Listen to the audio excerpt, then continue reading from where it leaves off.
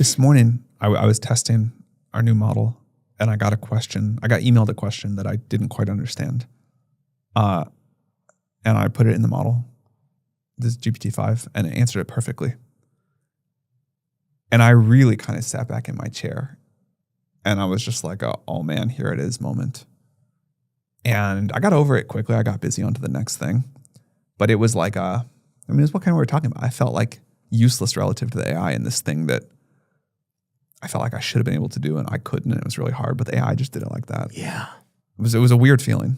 So Sam Altman has been making the rounds lately, even showing up on the Theo Von podcast. And when that happens, it usually means one thing. Something big is coming. That something big is most likely GPT-5. As you can see here, it's now being reported that GPT-5 is dropping in August. We still don't have many official details, but there are a few things we do know. On July 19th, Sam Altman said GPT-5 would be released soon. And then just a few days later, he talked about it on the Theo Von podcast, the clip we just saw. But also, testers and security experts already have their hands on it, which further confirms the release is imminent. Now, if we look between the lines, it states, in addition to being better at coding and more powerful overall, GPT-5 is expected to combine the attributes of both traditional models and so-called reasoning models, such as O3. This is something we already knew.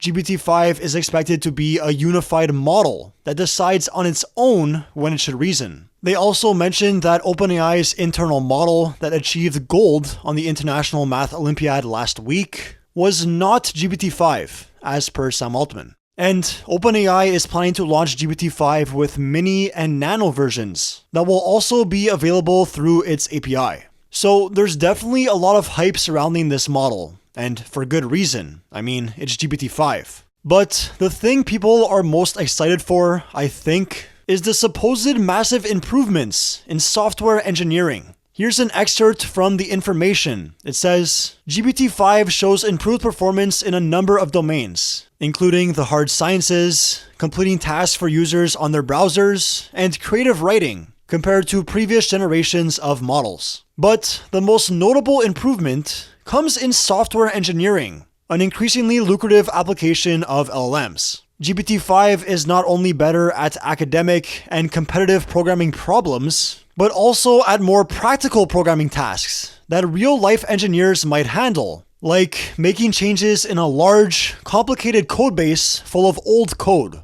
So yeah, I'm definitely expecting a lot from this model. It almost feels like we're heading into another ChatGPT level moment. But who knows? Maybe it will be overhyped, or maybe way bigger than we think. Either way, I'm curious. What do you guys think? Are you excited, skeptical, cautiously optimistic? Let me know in the comments. But now, going back to Sam Altman, what I found really interesting is that in these recent interviews, especially one with finance industry leaders, he kept circling back to AI risks, like more so than usual. In this one clip, he straight up says we have a significant impending fraud crisis because financial institutions simply can't keep up with the times. Check this out. Great question. I am very nervous about this. A thing that terrifies me is apparently there are still some financial institutions that will accept a voice print as authentication for you to move a lot of money or do something else. You say a challenge phrase and they just do it. That is a crazy thing to still be doing. AI has fully defeated that. AI has fully defeated most of the ways that people authenticate currently, other than passwords, but all of these fancy, take a selfie and wave or do your voice or whatever.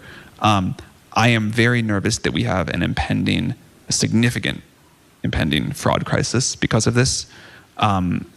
We have tried, I think other people in our industry have tried to sort of warn people hey, just because we're not releasing the technology doesn't mean it doesn't exist. Some bad actor is going to release it. This is not a super difficult thing to do. This is coming very, very soon. And there's obviously some reports now of these sort of ransom attacks where people have the voice of your kid or your parent and they make this urgent call. That is going to get so compelling. Society has to deal with this problem more generally, but people are going to have to change the way they interact. They're going to have to change the way they verify, like this person calling me. Right now it's a voice call. Soon it's going to be a video FaceTime. It'll be indistinguishable from reality. And teaching people how to authenticate in a world like that, how to think about, the fraud impacts. This is a huge deal. So yeah, I don't know about you guys, but these ransom type phone calls have already hit my neighborhood. It's super sad to see, and unfortunately it's always the kindest, most trusting people who fall for them. But as Altman says, we don't really have a good way to stop this, at least not yet. And with AI getting more realistic, more emotional, more persuasive, these scams are only going to get way more convincing. This brings us to the next clip, where Altman and Theo Von discuss the negative effects of social media, which ultimately leads to them discussing the potential negative effects of ChatGPT. Here's what Altman had to say about that. Another thing I'm afraid of, and we had a real problem with this earlier, but it can get much worse, is just what this is going to mean for users' mental health. There's a lot of people that talk to ChatGPT all day long. There are these sort of new AI companions that people talk to like they would a girlfriend or a boyfriend. And we were talking earlier about how it's probably not been good for kids to like grow up like on the dopamine hit of scrolling, TikTok for sure. or Reels or whatever. Yeah, do you think that how do you keep like AI from having that same effect, like that negative effect that social media really has had? I'm scared of that. I don't have an answer yet. I don't think we know quite the ways in which it's going to have those negative impacts. But I feel for sure it's going to have some, and I hope we can learn to mitigate it quickly.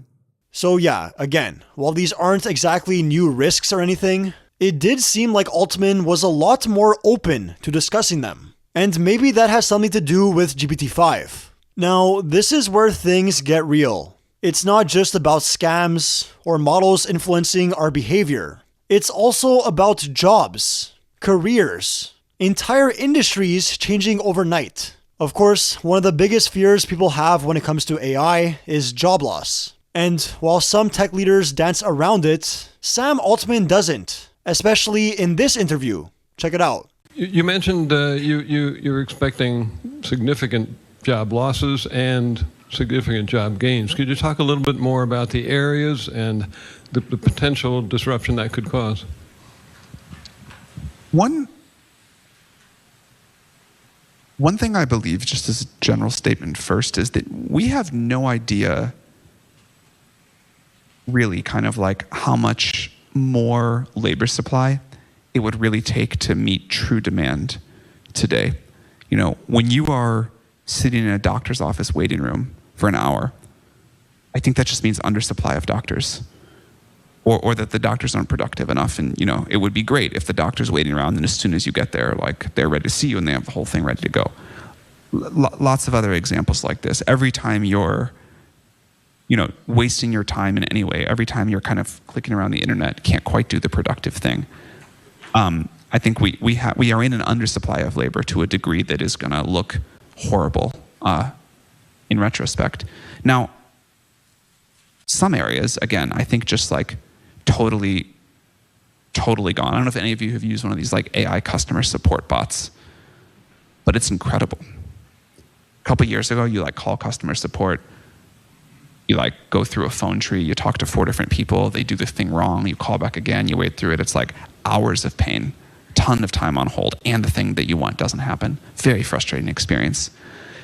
Now you call one of these things and AI answers. It's like a super smart, capable person. There's no phone tree, there's no transfers. It can do everything that any customer support agent at that company could do. It does not make mistakes. It's very quick. You call once, the thing just happens, it's done, answers right away. Great. Now,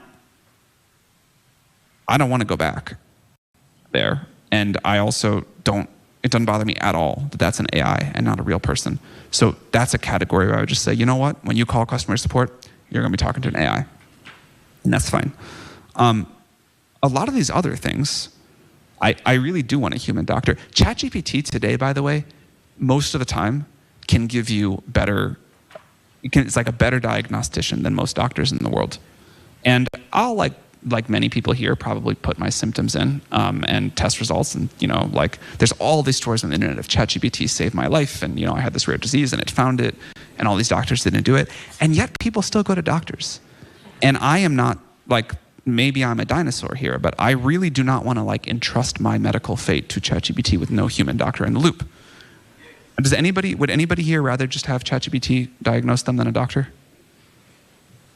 Even though you know it's better? That's like quite interesting, right? So this is a class where we're going to keep doing things largely the way that we did.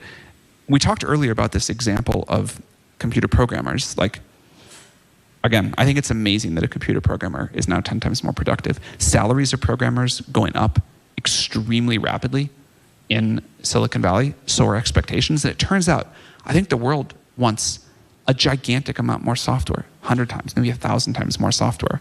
So maybe each person can now write 10 times as much software. They're going to make 3 times as much. The world will be happy because the world has wanted way more software. The programmers will be happy too. And I think we'll see many categories like that.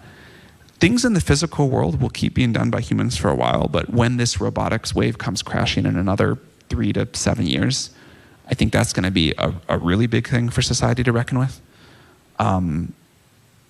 Yeah, that's kind of what I summarize it. So that was a lot. He's pretty candid about entire industries disappearing, like customer service, but also points out that in areas like programming, there's way more demand than we're currently able to meet. But the part I think most people might overlook is what he said about robotics. He believes the coming robotics wave in the next 3 to 7 years will be, quote, a really big thing for society to reckon with. And honestly, I'd have to agree. I don't think people realize just how fast this space is actually moving. We're not just talking about chatbots or code anymore. We're talking about embodied machines that can see, move, work, and maybe even replace. Think about it this way. If the software is already this good, it's only a matter of time before the hardware catches up. And then that will be a whole other issue we have to deal with. Anyways, let me know what you guys thought about Sam Altman's recent interviews. Do you think he's just setting the stage for GPT-5, or is he actually trying to sound the alarm? Either way, I can't wait for GPT-5. If you enjoyed this video, please feel free to drop a like, hit that subscribe button, and as always, I'll be catching you guys in the next one.